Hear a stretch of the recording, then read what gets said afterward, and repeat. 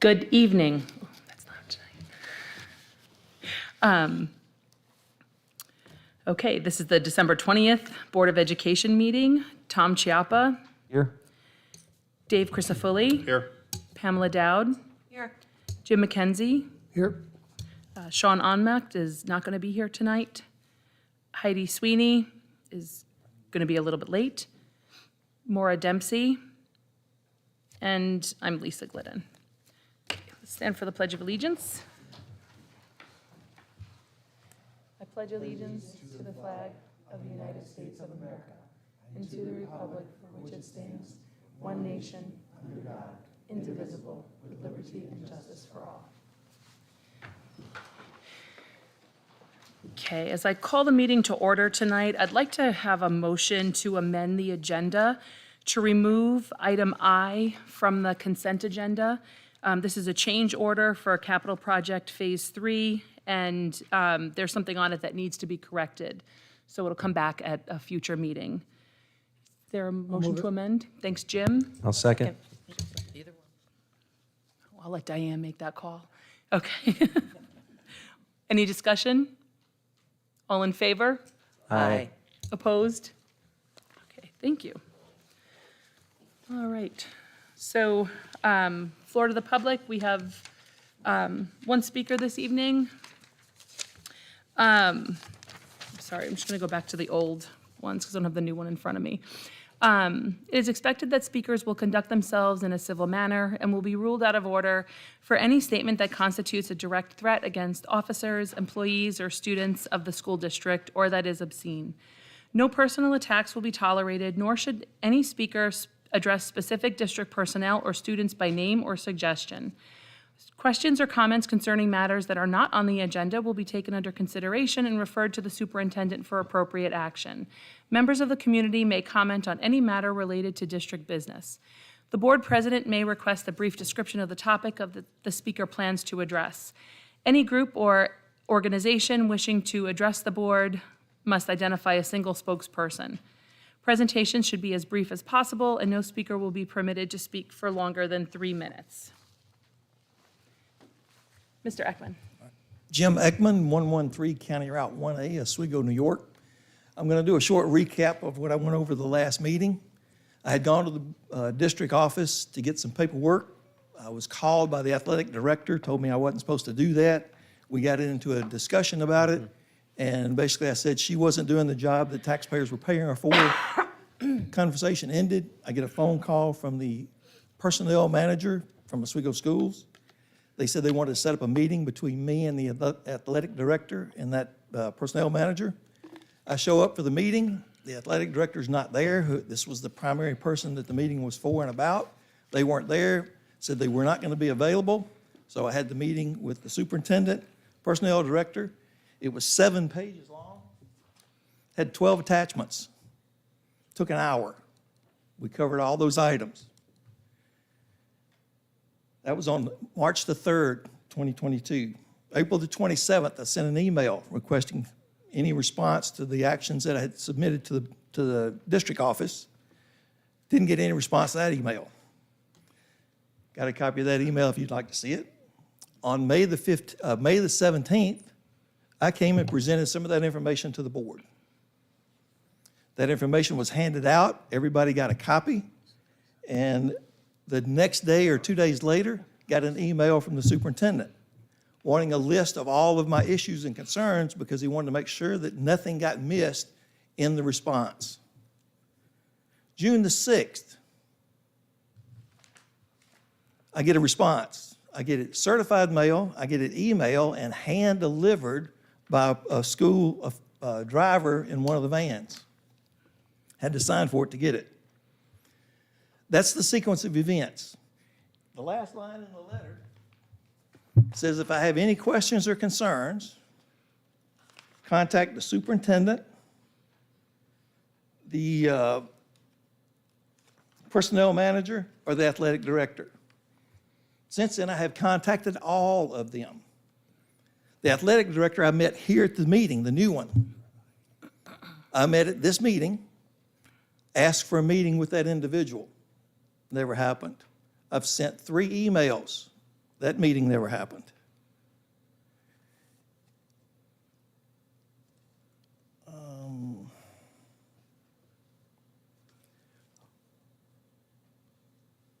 The information that I was requesting, the information I'm looking for, I was told, and I directly contacted in person the superintendent. I said, how do I go about getting information to conduct? It was at a football game, sitting on the bleachers. And I asked, how do I get this information? I said, do I get this information from you, or where do I get it? I was told, contact the personnel manager. 4 days in a row, I leave voicemails with the personnel manager. I'm called back. Personnel manager says, I was told you've talked to the athletic director. I said, we've never had a meeting. I've not presented my information. Personnel manager commits to me and says, I will have the athletic director contact you today. I get a call about 20 minutes later. It's not the athletic director, it's the assistant superintendent. And the comment that I'm told is that you cannot do anything about it as a taxpayer, as a parent. And the comment was, and I told that person, I've got several people backing me on this. And I was told, I don't care how many people you got, taxpayer, parent, doesn't matter. You can't do anything about it. That person has been approved by the board, and you cannot do anything. Okay, that's your 3 minutes. If you'd like to leave the material with us, we can discuss this. Since it does relate to, it sounds like a personnel matter, we would have to talk about it in executive session, but we can do that this evening. Thank you.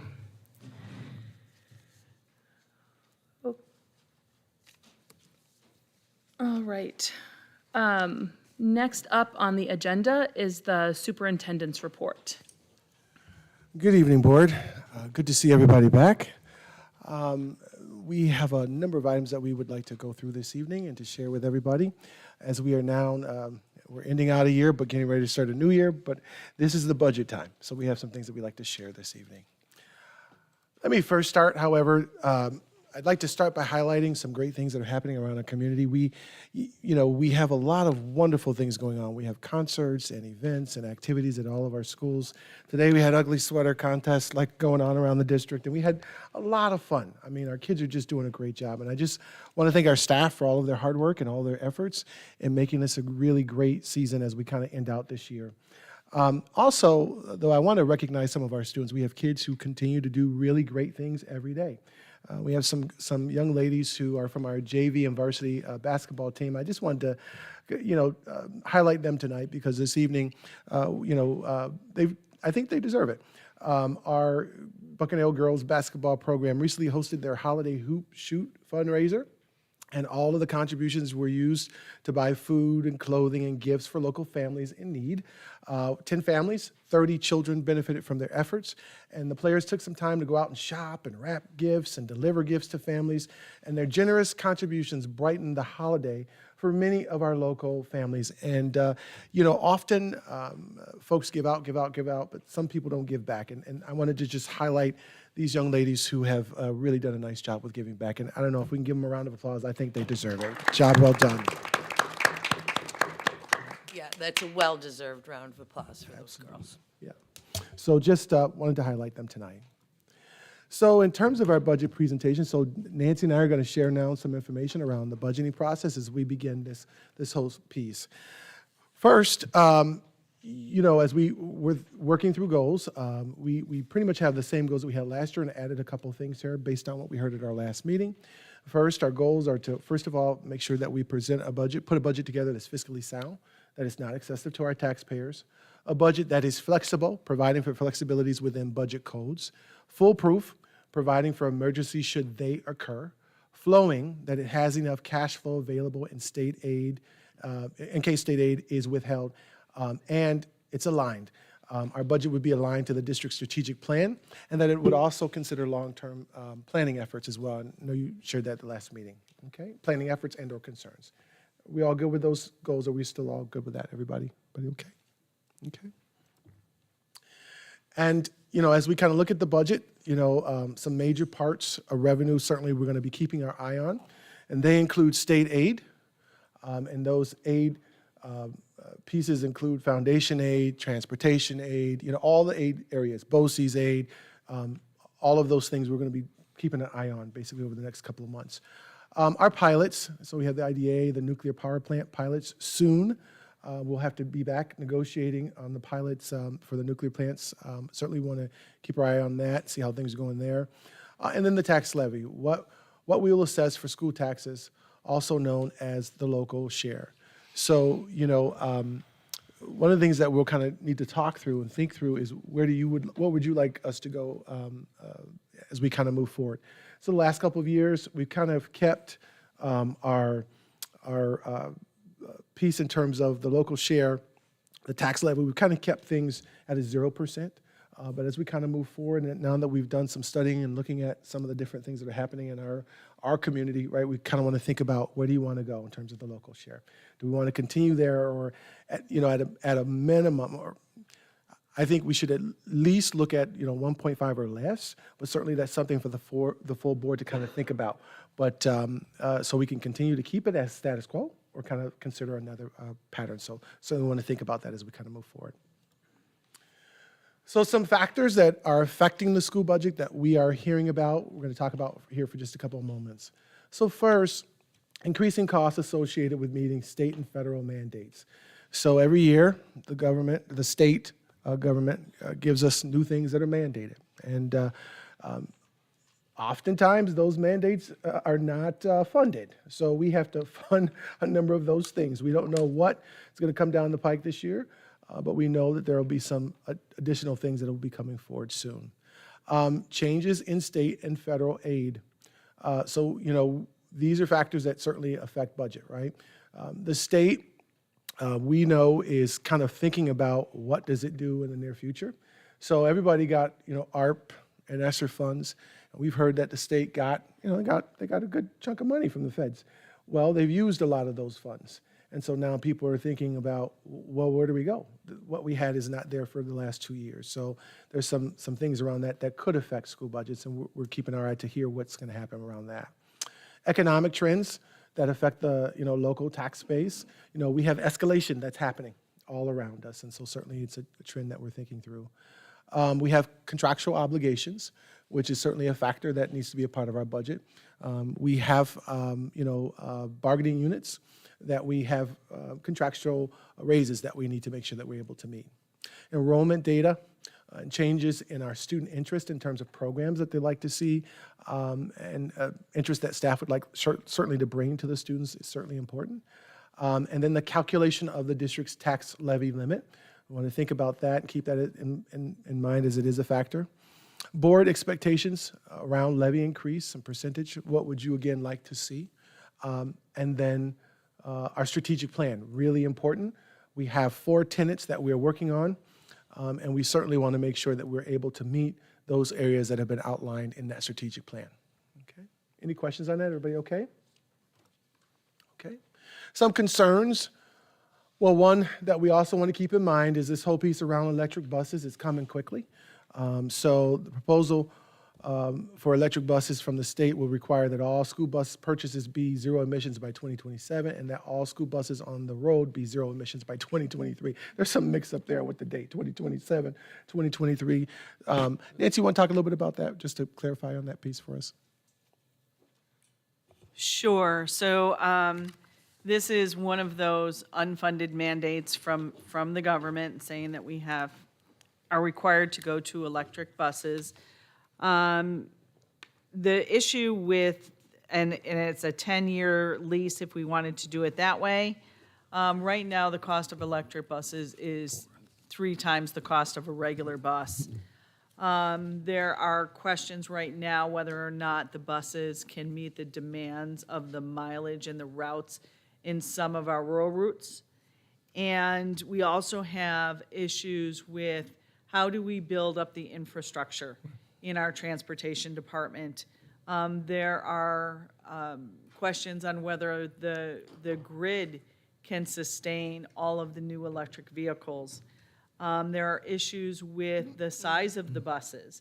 So actually, I'm hearing the chassis of the electric buses are bigger so that in some of our smaller roads, Will they sustain the weight of these buses? And will the buses be able to turn? And then I just heard from, in my school business official meeting, that charging stations, if we were to put them in, must be available to the public. So there are still some issues that we have to look into and a lot of questions. If we were to do this, it would be at least a 5-year plan to look at this in order to determine whether or not electric buses are for us. There are 2 districts in Onondaga County that are currently using or planning on using electric buses. However, they don't have them yet because there is still a back order on these buses. And so we'll keep an eye on those districts to see how they do. The issues that I had just spoken about are issues that they're going to be looking at in the future to see whether or not it's going to be, those timelines, the 2035, is going to be met. So this whole electric buses, there's still clarification that's needed, like, so we can, do we really have to make sure anybody can come and hook up to those? How much is it gonna cost us to get these stations into place? You know, there are some grants out there that we're hearing that districts can certainly try to utilize. However, if you use the grant, you can't get the transportation aid, so you have to pick which one basically you wanna do. We know that some districts who are using these buses already, I know of a district in Monroe County that's using the buses. They still had to have on hand some diesel buses because some of the buses can't go some of the distances because of the, you know, the large amount of coverage in that district has basically in terms of routes. So lots of questions to think about. But right now, we do know that there's kind of like a time frame out there that the state is saying, hey, listen, we got to have electric buses. So just something to think about for the future, that as we kind of think out, you know, planning in the future, that's something that we want to keep in mind. What are we hearing? What do we know? So, you know, we've been doing some budget builder meetings. We've heard some things from our staff already, and we're continuing to move forward. And then the state, we were hearing some things. So one of the things that we need to really think about as we put this budget together is that the district is going to be in need of a new math program. We don't have a K through 8 math program, right? So we've been using modules, and many districts have been using modules now for quite some time, and that came from the Common Core period. We know that the modules were really originally supposed to be used as supplemental resources and materials, but they became the curriculum for many districts across the state. Well, New York State now has the next generation standards, learning standards, and they're now changing a lot of things. So the science, the math, a lot of these areas are going to be tested in the next school year. And so we have to whatever we do has to be aligned to those next generation standards. But we also really need a math program. So there's inconsistency across the district. I think our teachers are doing one great job, right, trying to bring things together to make sure we can be as consistent as possible. But we need a new math program. So we're in search of one now. We're looking at a couple programs. We have a couple more that we want to see. We're doing some piloting, some soft piloting. We're going out and doing some meetings with folks and going to be visiting school districts. But that's one thing that we know we're going to need in this upcoming budget. We would like to get a new math program. The materials, and we will need some additional materials and resources to support the upcoming New York State new testing program.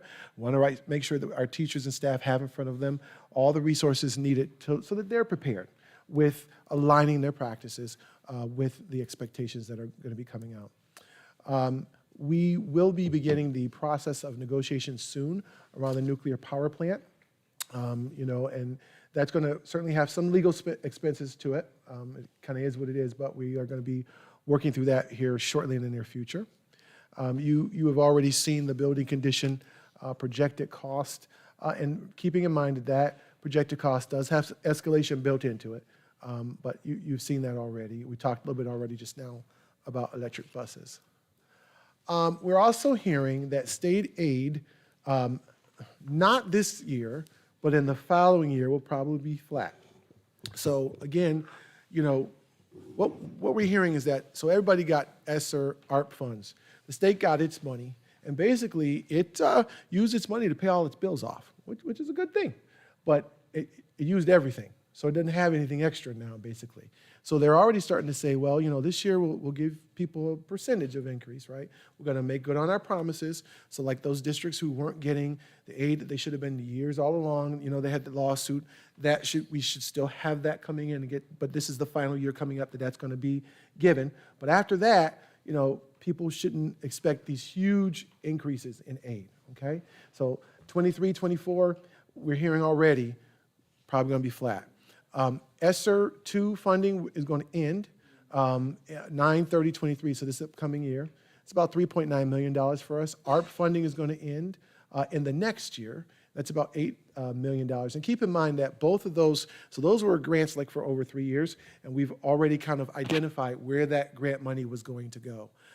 We have spent down quite a bit. The ESSER is going to be gone, so there will be no extra there. So it's the ARP that'll be left.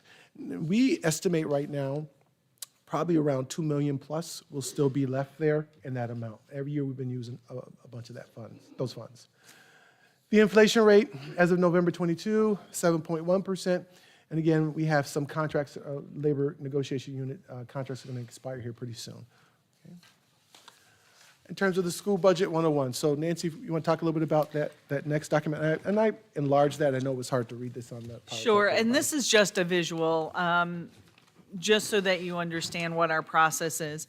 So in the fall, we do our budget calendar, and then I always start early to start with the budget builders, meeting with them, going through the process, going through their current budget, saying, are there any things that you need or you wish for or that you think would help in your program?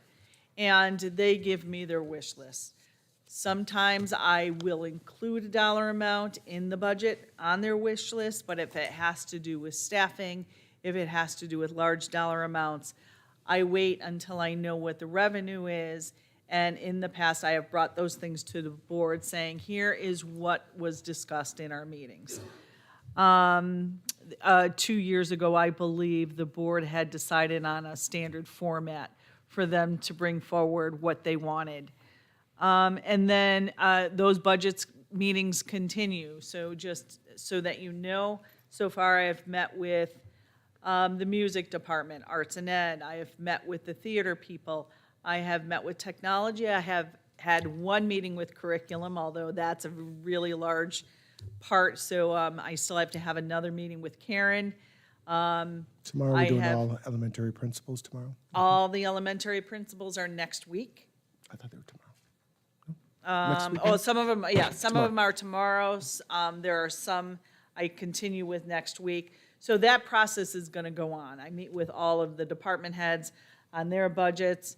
And then from that, I start to key in all of the data and my notes into our finance manager. When I get all of that information ready, I still don't have revenue. And the revenue usually doesn't come out until February, March. So I'm kind of shooting in the dark until then. In February, I will get the executive run. And then in March, I will get the legislative final run. And that will help determine in our budget what we're getting in state aid, what we're projected for in state aid, and how much the local share will be. So that's the process. And then in April, you vote on the budget, and then in May, it goes to the voters. Okay.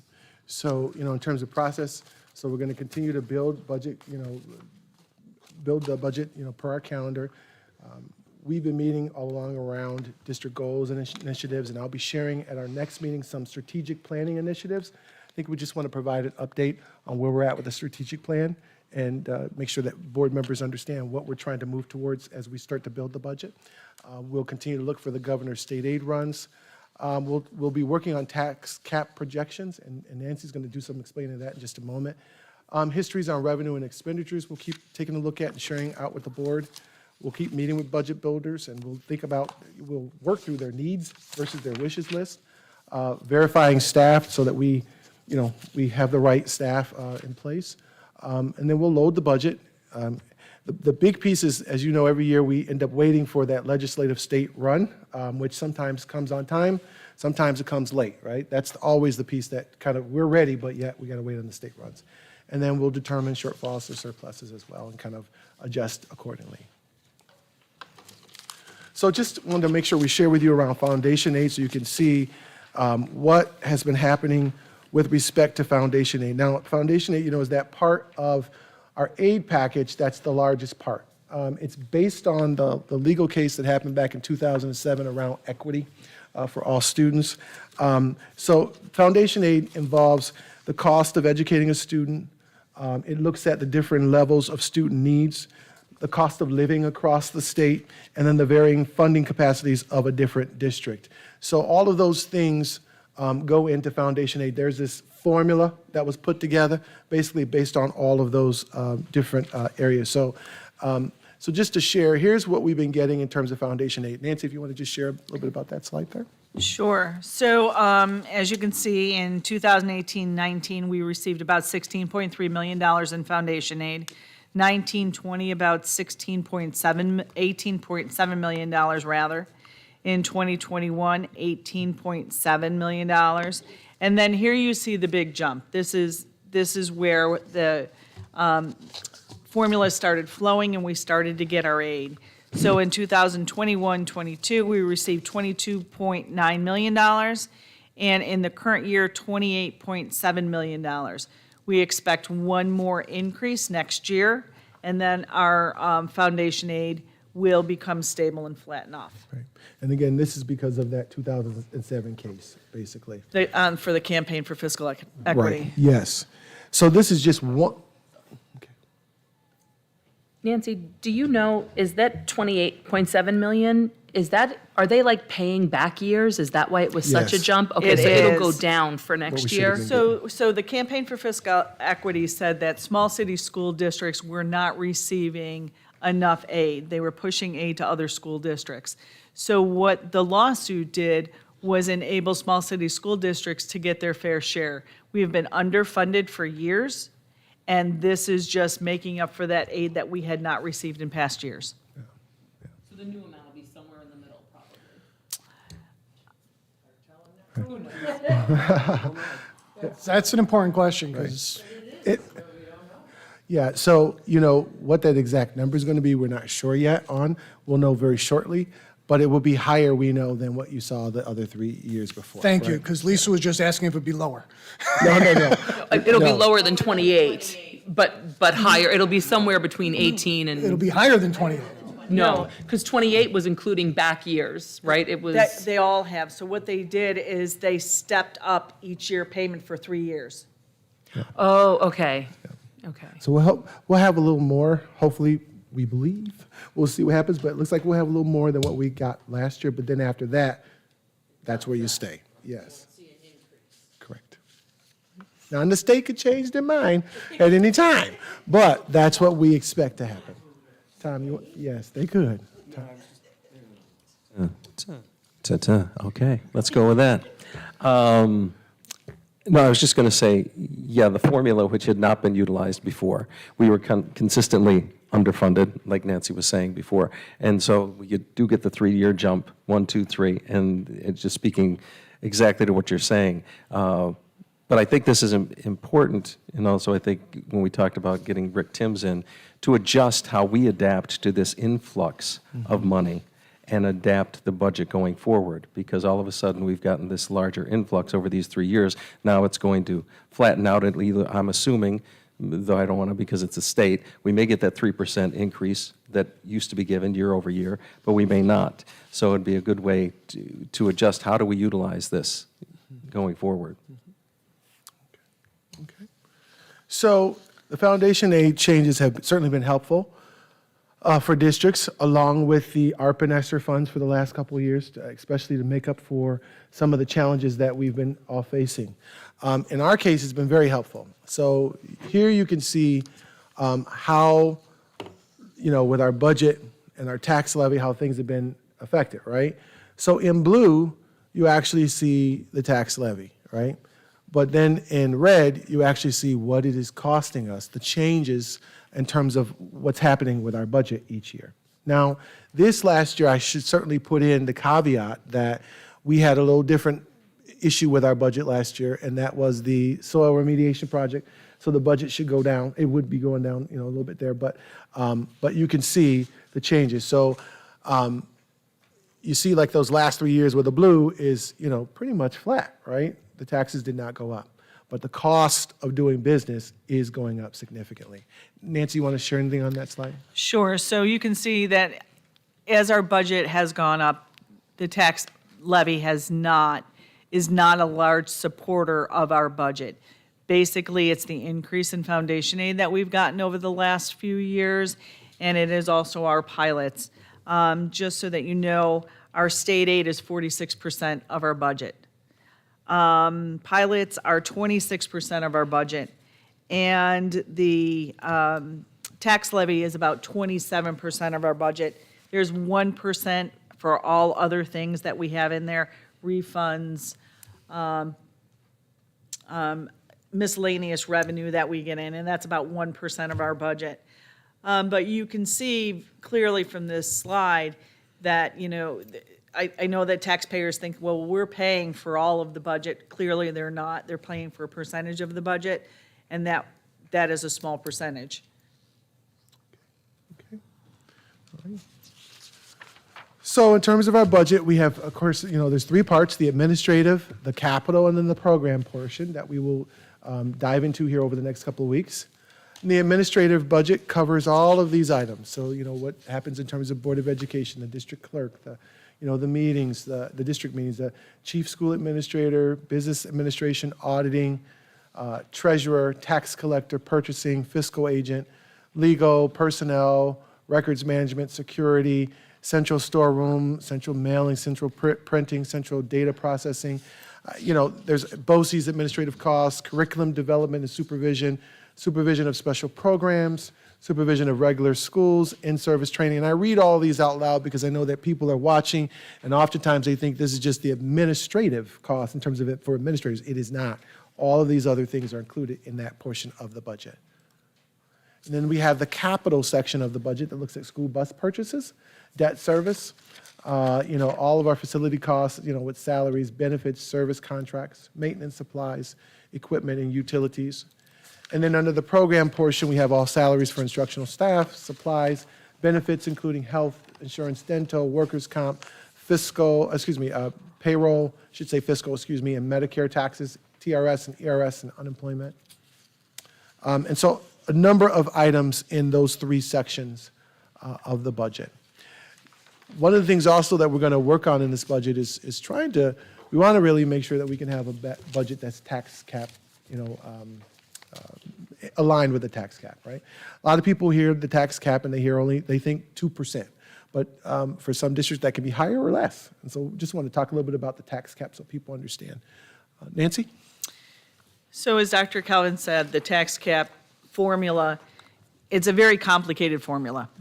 And I try to explain it every year, and I look around the table and I see a lot of eyes that are glazed over, and I get that way too, unfortunately. But the misnomer is that the tax cap percent is 2%. Really, that was never true, because there are always other mitigating factors that go into the formula, which could make your tax cap negative, or it could make your tax cap high. So just as a point of reference, our tax cap at one point could have gone as high as 9%. And that's when and it has to do with the nuclear pilots coming on the tax rolls and off the tax rolls, and how they're calculated. So the first thing that we're going to talk about, if you want to go to the next slide, Dr. Calvin, is the tax levy. So we start with what our current levy is every year in order to get the tax cap. So I take that in and I put it into a spreadsheet, and that is our starting point. And then when you come down to the bottom, after you include your inclusions, which are any new pilots, you include any new capital construction, and that also includes transportation debt. And then that will give you your maximum allowable tax levy, which is on the next slide. So this is where you start, and then you start excluding things. So first you add in a bunch of things, and then you exclude your current year. So you exclude your debt payments for your current year. You exclude your current year pilots. And what happens at the end of this whole process, and there are other things that you can exclude, which are anything over 2% for the pension. So if your teacher ERS and your the TRS and the ERS, if they go above 2%, you get to take that against your tax cap. That hasn't happened in a while. The increases have been below 2%. So there has been no exclusion for those things. Court order judgments resulting from tort actions, we have never had those because it has to be 5% of your levy. So that would be a pretty significant claim against the district. And a school district adds these exclusions without triggering the need for a 60% voter approval. So then we go to the next slide, which is the proposed tax levy. This is the amount that the district uses to support their budget after accounting for all of the other revenue in our budget. So first we take our state aid, we take our pilot information, we project all of our other revenue, and whatever is left is the proposed tax levy or the local share. And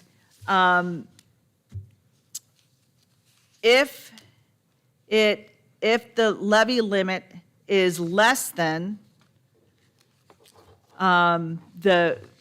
what our increase is supposed to be, then what happens is they say, oh, you just need a simple majority. That means you just need 50% of your voters plus one.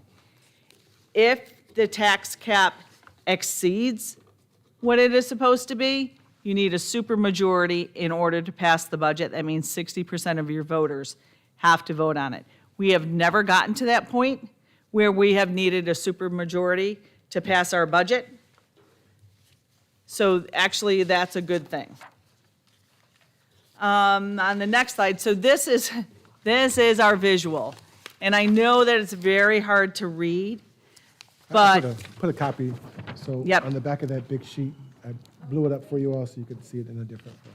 But what it says is you start with your current levy, you add in your prior year reserve or offset, which we do not have one, and then you subtract out the reserve amounts, including interest earned, which really we haven't had any used, because what happens is if you do not calculate the tax cap properly and you are short, that money goes into a reserve and that interest on there has to be added back.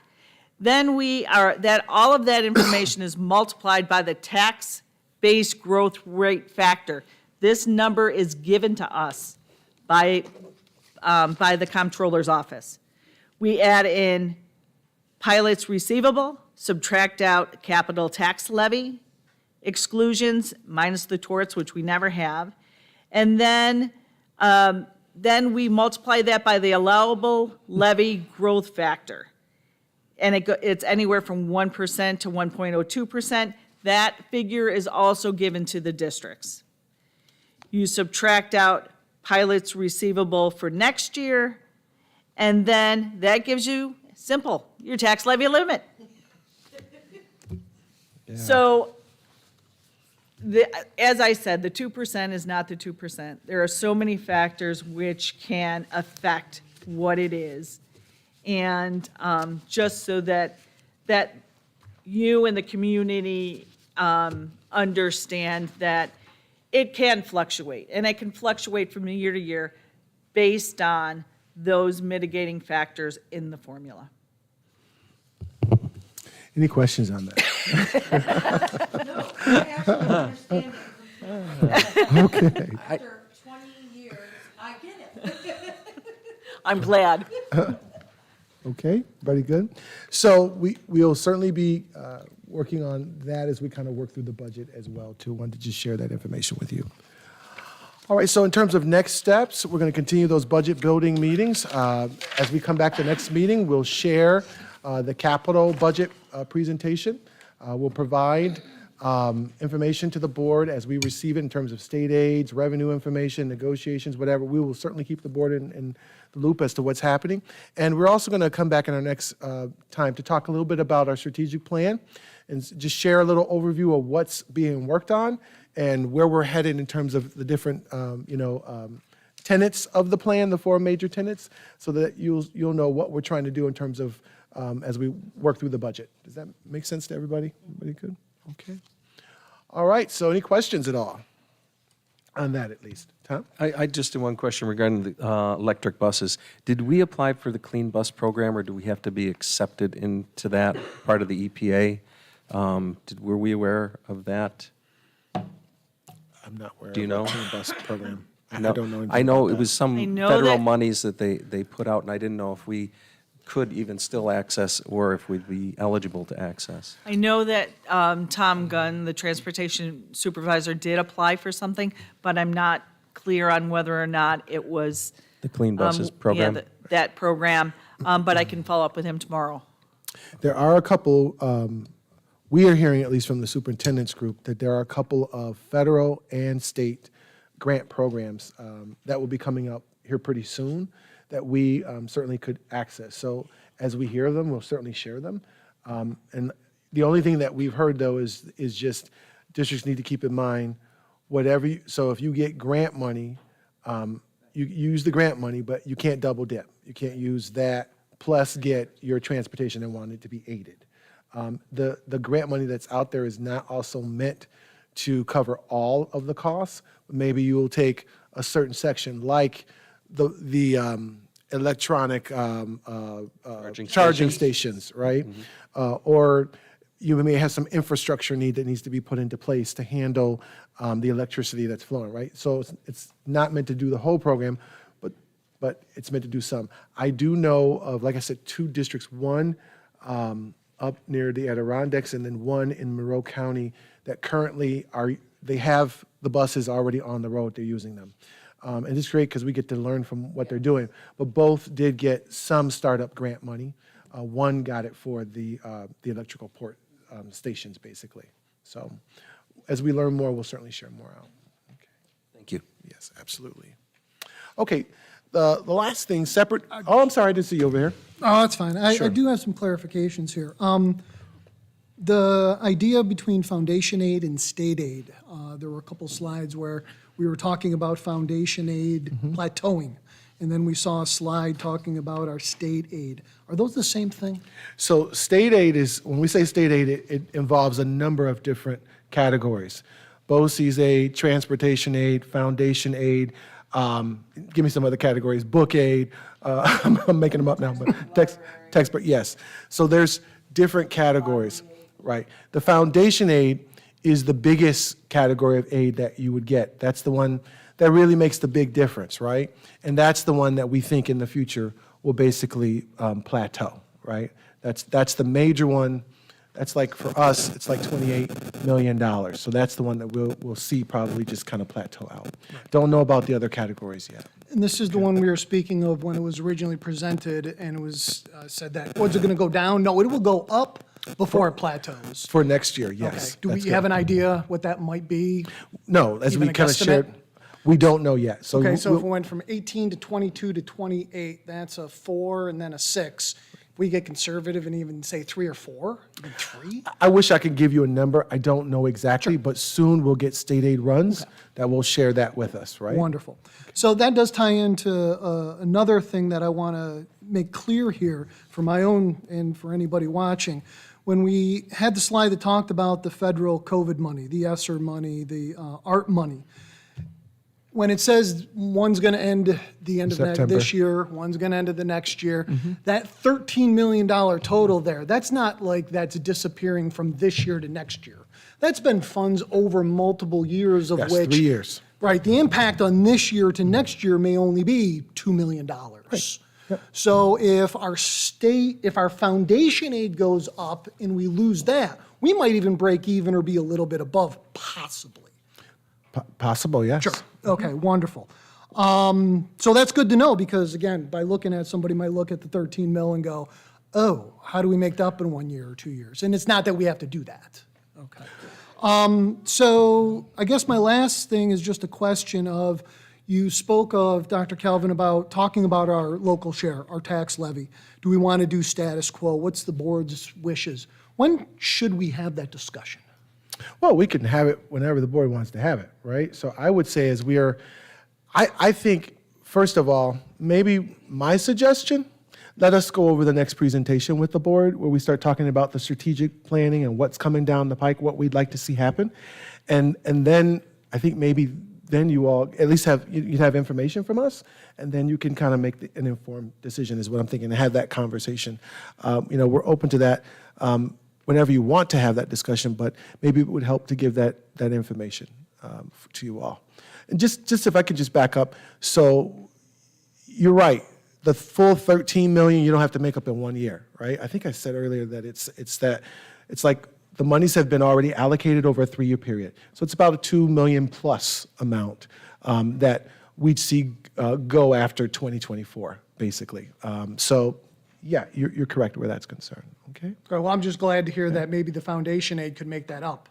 I mean, just the trajectory, may not be a perfect wash, but it's not like we're in a $13 million hole all of a sudden. Yes, I hear you. The only thing I would just say though is so going back to like that, the goals of the board, right? Like Lisa brought up, thinking in the long term way, right? So some of the things like we heard from Rick Timms, you just want to be thinking about long term. What are some of those things that you want to make sure you're funding or that you're careful with? Because like he shared with us, we don't have certain reserves that we really need, right? And we want to think also about program needs. And then just in terms of our buildings, like the work that we need to do. So all of those things, my thought would be we want to keep all of those things in mind as we kind of move forward to make sure that we're able to think long-term as opposed to just this upcoming year. I hope that helps. It does. Thank you very much. And I just did have one last thing as I was looking over some notes before the meeting. I realized that we have possibly state money coming back, aid money from the soil remediation project. Not that we can necessarily discuss that right now, but just to put that on the radar. So let's just remember that, those funds, right, remember, are part of our original capital project, the 63 million, right? So it's not like something that is separate, that it goes back to the capital project, remember?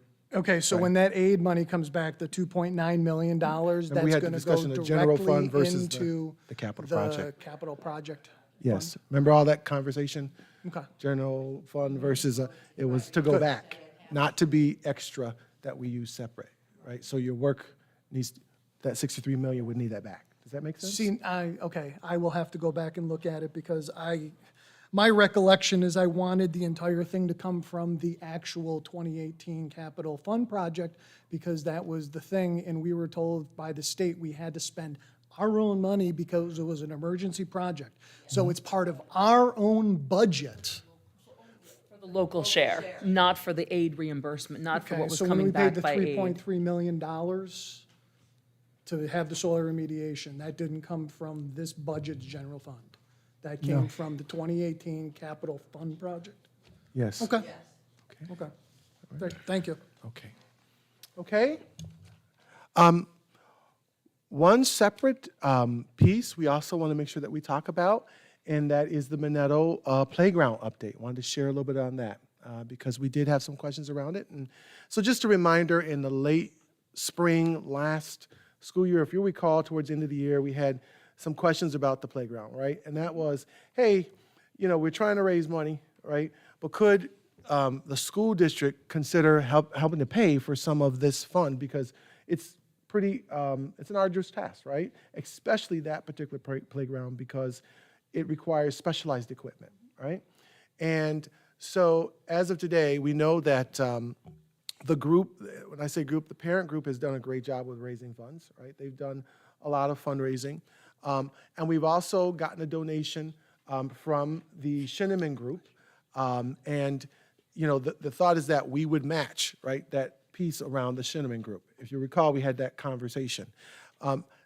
Even though that match would be there, that doesn't cover all the cost of what needs to be done.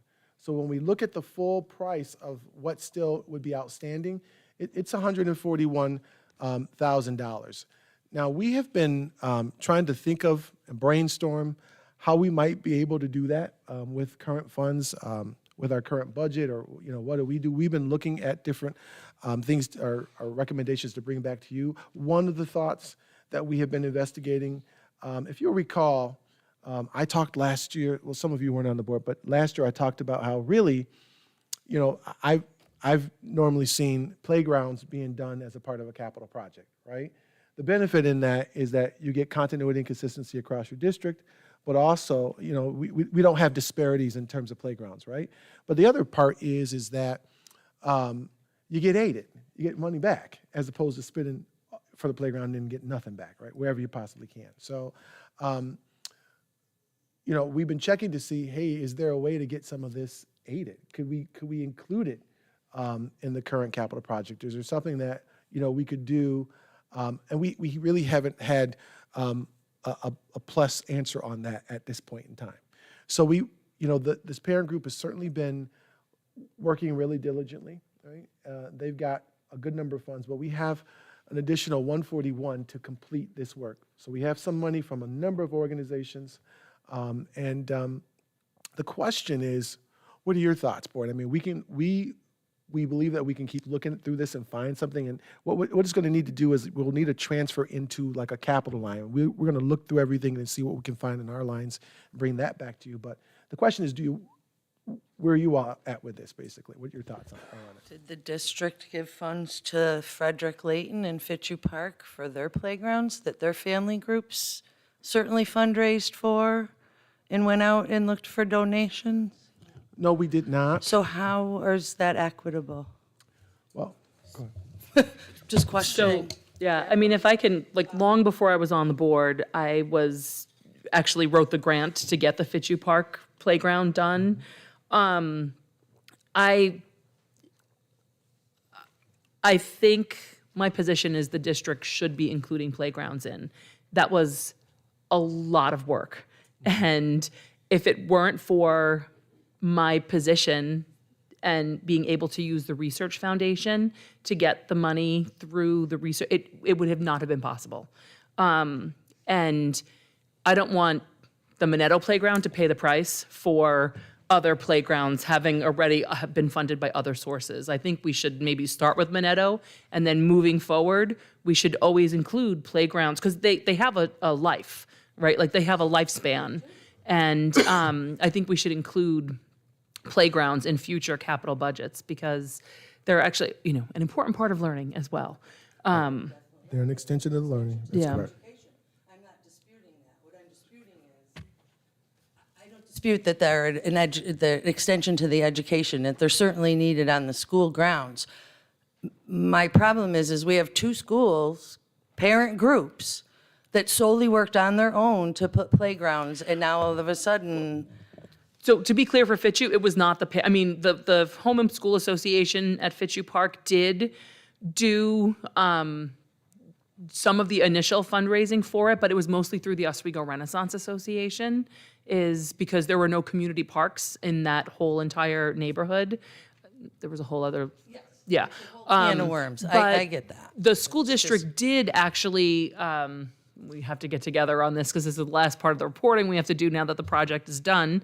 The school district did have a match that it had to provide, but it provided it in labor and In-kind services. Right, in-kind services. Yep. And it was, I mean, I don't know what the figure is exactly, but it's substantial. Like in the tens and tens of thousands. Yeah, labor adds up. Yeah. I would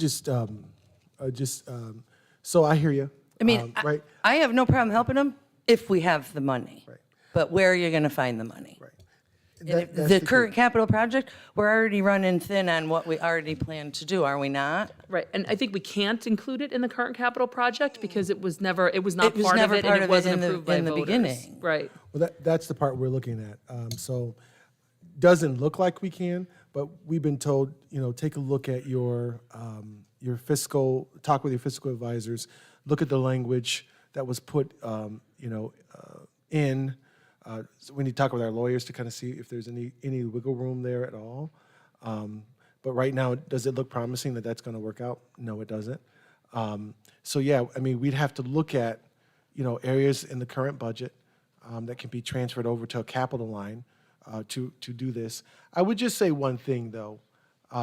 This playground, for this particular group of students, Layton has a higher, as you all know, Minetto. it has a, Minetto, excuse me, I'm sorry. I'm thinking about, Minetto has a higher need in terms of the type of playground that it would need. Because we have a high number of students in the school with disabilities, the equipment is definitely higher in terms of cost. So do I think they're going to need a little help or support with that? I do. It's going to be difficult. It's higher, the cost is more, significantly more than what some of our others would have needed, basically. And Well, Go ahead. Can I just speak? That Layton playground was supposed to be fully inclusive and probably 3 times the size that it was supposed to be. But that was phase 1 because that was the amount of money that parent group was able to raise and get grants for and whatever. So I believe at the time was, let's at least get something down there so that those kids had something to use, because what was there should have been shut down probably 5 years prior because it was literally just dangerous. David can attest to that. There was repairs, Band-Aids put on left and right so that the kids could still get out there and use that. So, I mean, there's all the schools need it. You just got to tell us where you're going to pull the money from. In the current project, wasn't there supposed to be a playground at Layton? There is. Is that still in there and everything? A different location, is it still around the side they're gonna move it to, or keep it where it is? I know they. moving it a little bit. Yeah.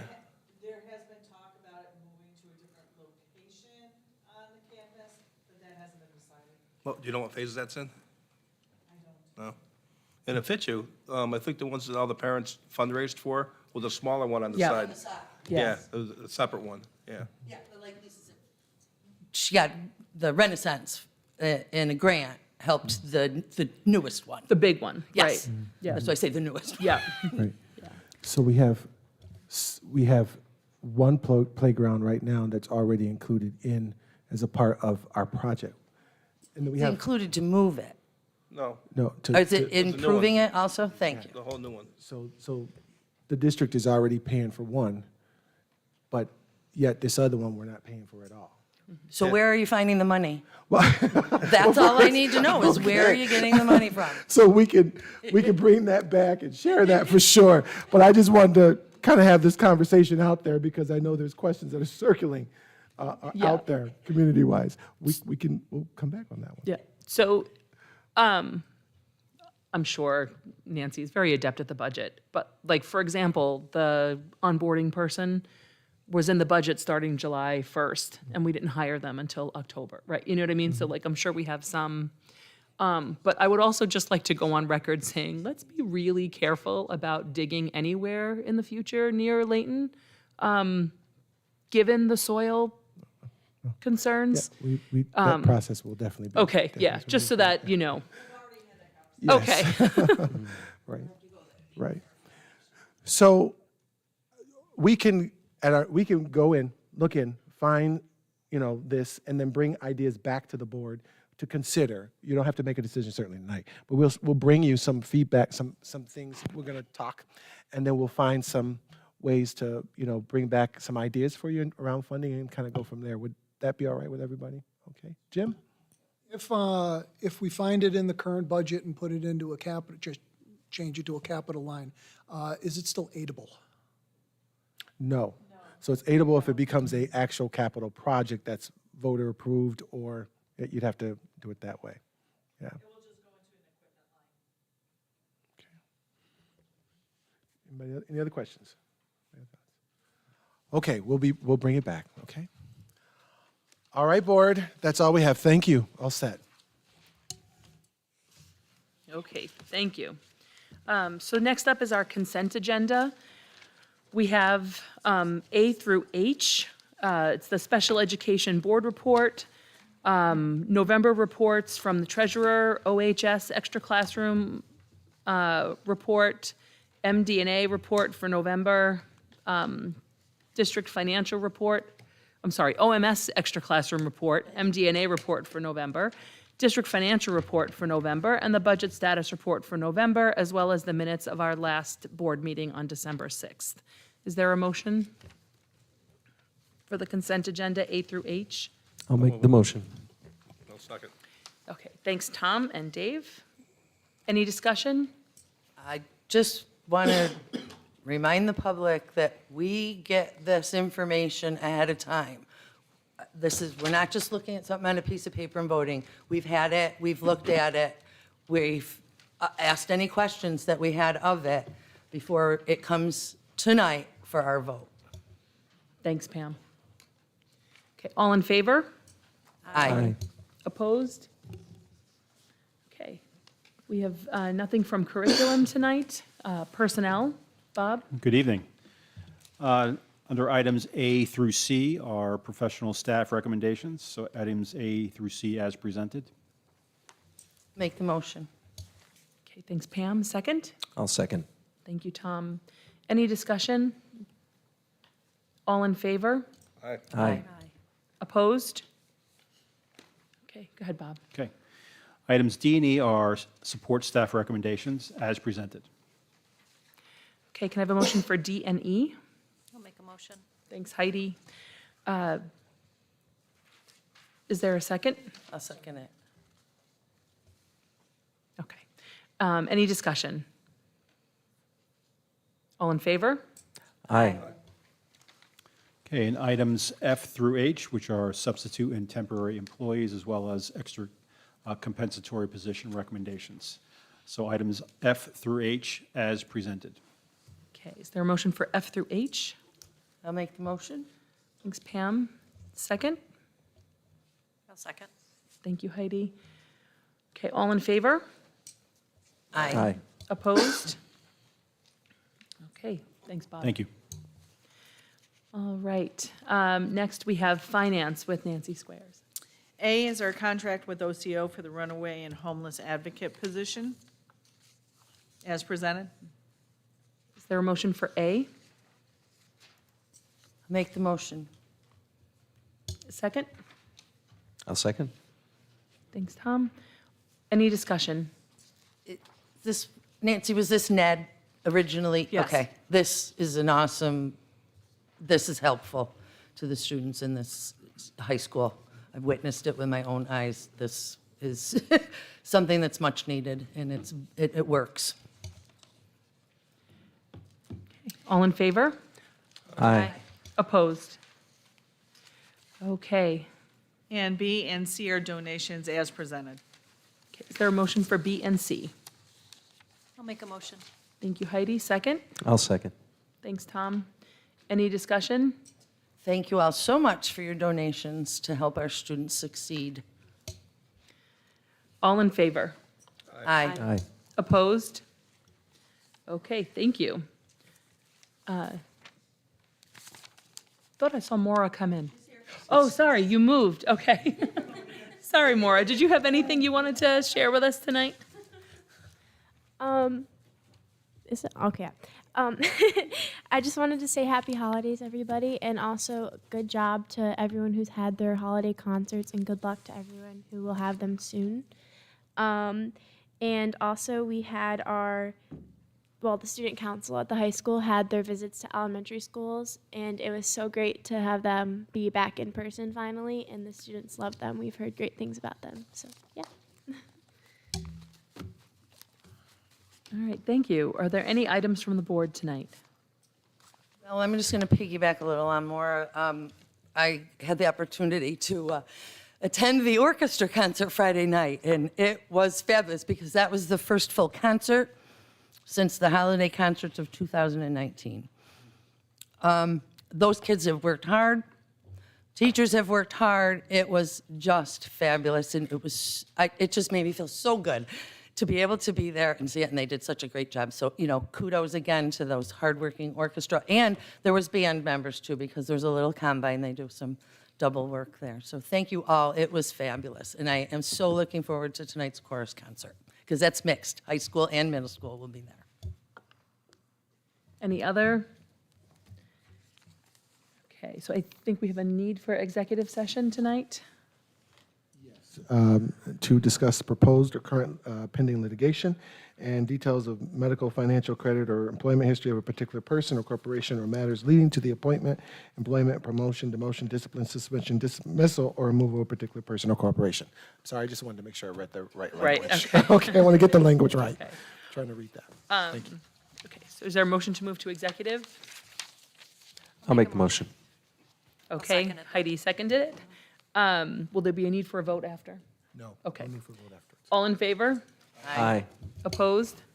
Okay. I did bring cookies today. Please have some before, I forgot to put them out before the And I'm sorry. meeting. Merry Christmas to all and Happy